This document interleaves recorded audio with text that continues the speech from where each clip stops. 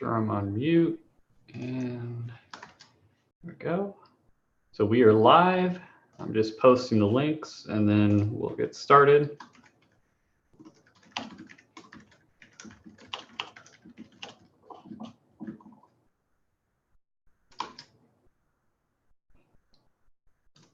And then David Utsov, if you see anyone show up in the attendees list, if I happen to be presenting, I may not notice. So just give me a shout out and we can go ahead and let them in. Otherwise, I'm going to go ahead and share my screen. I've got ZenHub and GitHub up here, and I kind of went through and compiled a summary of how our sprint went, all the things we got done. Actually, especially considering Anton's out right now, I feel we got quite a bit done. When you go back and you look at all of it. All right, can you guys see my screen all right? Yep. Cool. So yeah, this sprint, we actually touched a lot of different areas in the project. We had in core, one of the big items that David was working on was, which actually doesn't show up in the preview. It's supposed to be base, and that needs to be code commented. There we go. That's better. Supporting the base tag when we're resolving URLs or matching requests to elements in any of the hints. It's one of the things we haven't done before. It's not super common, but it's still nice to have that fixed. It was a community report we had for that originally. Yeah. Yep. So definitely good to get that fixed for someone who ran into it. Then in the hints category, we actually did some improvements to the create element SVG hint. Utsav, was it you who originally wrote that one? You're on mute. He's on mute. I can't hear him. Yep. So I realized this sprint while we were doing some other work that it wasn't turned on in the browser extension yet. So we just did a little bit of refactoring around the imports to allow bundling it. And then because we've done some other recent work since we did that hook or that hint around showing source code snippets, it was still falling back to our default behavior of the element that was reported to the location because we'd not actually submitted source code snippets with it before. So I updated that to show the JS source code snippet in the results. So you'd actually see like the document create element circle or something like that. And then David's been finishing up issues based on community feedback around hint no HTML only headers, specifically what you might call some false positives, where there are certain headers we should be allowing for certain pieces of non-HTML content that we're flagging. Specifically, some of those are around content security policy headers, which should be allowed on XML, and on JavaScript, specifically when JavaScript's used for a worker, although we don't really have a good enough context to tell the difference. So to make sure we're not triggering the false positive, we're allowing that for all JavaScript. And then we're allowing the X-frame options header anywhere, so we've removed that one from the hint. Kind of along with the update to hint create element SVG, we're also specifying code language now in problem reports for anything that's not HTML to help with our syntax highlighting for the browser extension. And this should help the online service as well, I would imagine, wouldn't it? Yeah. And then David just recently started on making hint messages and metadata localizable. We've already made the browser extension UI localizable, but the messages also show up in there. And so this is an important step to get the whole spectrum of what we can show in the browser extension localizable. And we'll be finishing that up next sprint. And then Utsav, I think, bulk of the work you were doing here, if I'm summarizing it correctly, was continuing the investigation, and you were doing a bunch of testing around the scaling issues we were hitting while migrating to the serverless approach. Yep. And we've identified some existing tight data dependencies between components from the previous architecture that needs to be refactored so they're more decoupled as we go to run serverless. And that'll be work that we're setting up for next sprint. Yep. Cool.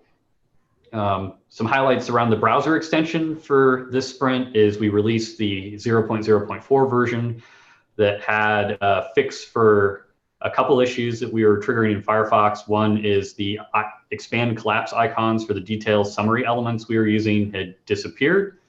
There's a note later about a new hint we can consider writing around that.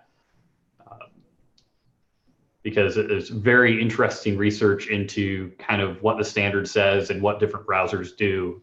And I think this is something someone else could easily run into. So this could be an interesting hint for us to write for a future sprint. We also fixed a warning that we had around setting the background.persistent flag that was showing up in the add-ons page in Firefox. It wasn't hurting anything, just something you'd see after you installed the extension. We fixed that by generating a different manifest for Firefox that doesn't have that flag. We do need that flag in Chromium-based browsers. So that's why we still have a single manifest in the source. We just, as part of the build process, strip out the flag.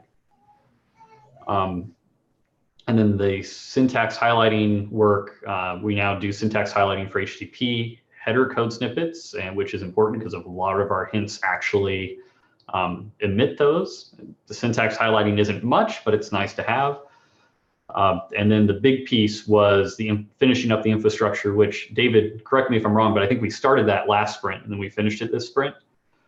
I think so. And then that's allowing us, instead of just using some of the canned syntax highlighting themes, we're actually now able to align them with the browser and browser theme that we're running in. We've already done the dark and light themes for the Fluent design and the dark theme for Photon, and hoping to, oh, we've got someone else in the meeting. David, let me see. Oh, Stephanie's here. Yeah, Stephanie.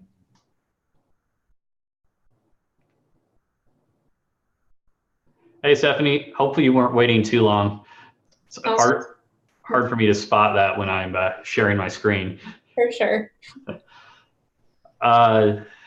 So let's see, where was I? Syntax highlighting. So yeah, we're hoping, from talking with Harold, it sounds like we'll be able to get some help from Mozilla finishing out the Photon design across the board, because there's still other pieces we need to do there for the UI elements, but that should hopefully include getting the light theme in for Photon. Right now, we're still just using the Fluent light theme there. There's some other pieces for the extension that we're working towards. Kind of the next release we'll have that we haven't published yet. There was a customer report where they wanted to be able to select text in the results page and couldn't. We had kind of an overzealous user select none rule in there. But the interesting alternative discovery too was that our user select was only applying in Chromium-based browsers and not in Firefox. So that this was also fixed to include a prefixed version of the user select property. So we were getting the selection disabling behavior on our key UI elements cross-browser, and then we've turned it back to user select text in the results area and for the code snippets, so that users will be able to copy and paste that out of there. And then Stephanie got us a new icon for the inspect element button, and we're going to move that, add that next sprint and move it to the showing after the URL for where an issue was reported. And that's similar to how Victoria had mocked up the designs for Firefox, so we're aligning there.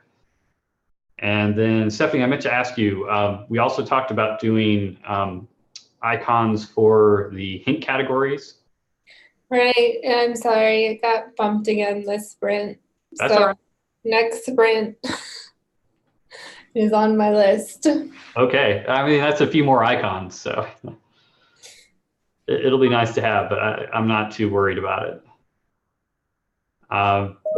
Then, as I mentioned earlier, we turned on hint create element SVG in the extension, which was already part of our defaults elsewhere. It just hadn't been rolled into the extension and needed a little bit of Webpack work. Testing wise, we turned on actually running our sort of inception with WebHint. We're now running WebHint against WebHint for the browser extension to do our testing for accessibility and compatibility. We identified a few different issues, a few of which we were able to fix as part of turning that on. And then there's some additional accessibility work that brought up that we'll be tackling next sprint. There were some infrastructure issues. I spent a fair amount of time on some of these earlier in the week. So we've been talking about doing this for a while. We changed our Dependabot dependency updates to run weekly instead of as packages are released. What we were finding kind of in previous sprints was we'd be working on PRs and then suddenly it would have a merge conflict and we'd have to rebase because Dependabot had merged something in. Now it does this Sunday night, so it's all done by the time we come in Monday morning and shouldn't kind of disrupt us as much during the work week. And then due to there being kind of a bug we ran into where there were a couple PRs, Dependabot merged even though they failed CI. I've turned off automatic merge for now. I'm hoping to turn it back on in the future. So basically on Monday, we'll look through what dependency updates we have, and then we'll manually approve them and merge them in. On the community side, there's a PR to the browser compat data to fix some data around the CSS at charset feature. Just it was missing from the edge data. And a couple other issues opened about different pieces of data we'd like to be able to do analysis without having to maintain kind of additional knowledge inside Webhint. And so if we tweak how the data is stored in browser compat data, we should be able to do that. And then there was the Dependabot issue. Some other new updates for the team all up, and I'm not sure everyone knows this even here. We've got a new open source contributor who's going to be spending 3 weeks with us doing some work starting next week, Monday. And we also have a new PM who's going to be starting on the team helping us out on Monday, which I think more of you knew about. And so that kind of covers all the work and announcements that I think I've got for this sprint. But if anyone has anything else that you worked on that I didn't cover here, please feel free to speak up. But I feel it was quite a bit, like I said, for kind of being down a little bit on resources. I still feel we got quite a bit done. So looking forward to next sprint. Oh, sorry, Stephanie, were you going to say something? I was just going to say, so this sprint and then going forward, I'm going to be I'm going to take over the Twitter handle a little bit more actively and may tap you guys for little hints to share with the community that would make good tweets. So if there's a hint that you like or you think we should share, I'm probably going to be pinging everyone to get your input so that I can start building out a calendar. Okay. Things to tweet. That sounds awesome. Yeah, so that's going on. Yeah, and I noticed you've already been, in the past week or two, taking over the handle and doing a few different tweets and retweets of things and engaging where we've had feedback on the browser extension since the tweet went out through Edge DevTools. Yep. So thank you. That's been awesome. For sure. That also reminds me, we've been kind of short on blog posts lately. That's another thing we'll be looking to pick back up a little bit. I know Anton's got a draft in the queue. He just pinged me, I think, a minute ago about us taking a look at that so he can get it out. And I think there's some other good pieces, especially with some of the recent work we've been doing to just talk about experiences we've had, like whether it's specific to Webhint or it's just part of kind of a web development quirk or interesting knowledge that we've run into while building Webhint. I think it's all fair game. Yep, that's all stuff we should try and make tweetable. So yes. Yeah. Sounds good. Yeah, I'll try to give some more thought to that and see what I can do to help set that up, because I think that'll be great. And I will share, I have a link, I just set it up in my OneNote or in one of the team notebooks in OneNote I have a queue. So if there is something you want to tweet, instead of like pinging me directly, you can go in there and it's set up so you can write out your tweet or what you want to tweet, like any media that goes with it, who you are, and when you want it to go out. And then I'm just going to be checking that every day. So. Okay, yeah, that sounds good. Is that something that we might want to host in a public space? Probably. Maybe. Okay. Yeah, because I'm even okay if, we have other members of the community that have ideas that they want to put on the queue there. I think that'd be awesome. All right, so I'll look into a public solution for that. Okay. Cool. Yeah, that'll be nice. Utsav, David, anything else you guys want to add before I run forward? Well, just that for me, this sprint is going to be 1 week. Yes. So Yeah. I'm going to be on vacation the first 2 weeks of July. Well, I hope you have a good time. Yeah, I hope so. Okay, so yeah, I just put together at the bottom of the page here some ideas around next sprint. This is not stuff we have to be locked into, but I just wanted to, this is somewhat carrying forward the pieces that we've been working on, and an idea or two. So obviously there's the finishing up, implementing in the new icons. There's a blog post we've been chatting with Harold about around announcing the extension for Firefox that we would like to finish up and actually publish. And then I don't have in here, but since Anton just pinged me his blog post, we definitely should review and make sure we get published. And then I want to make sure we get the accessibility issues that have been identified fixed with the browser extension. I think that's really important.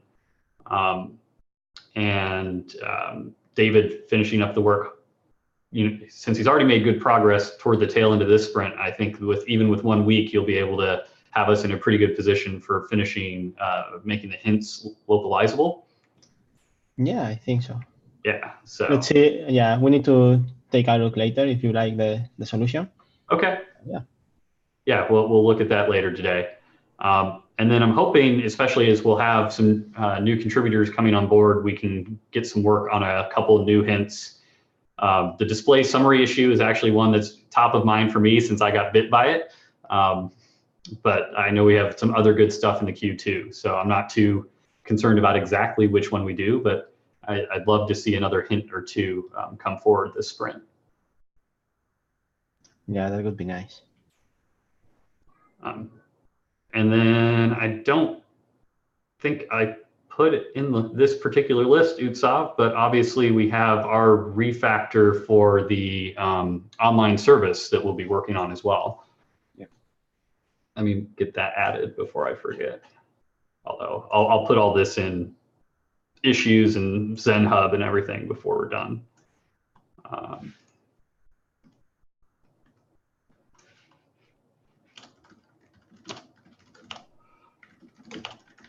Data access. Okay, cool. Any other thoughts, ideas? I should put, sorry, Stephanie, I should put in the tweet and blog queue. Tweet queue, blog queue. Work on ideas for tweets and blog posts related to web hint and web development. Sound good? Yep. Cool. All right. I'll update that. And I think I can probably stop sharing my screen here.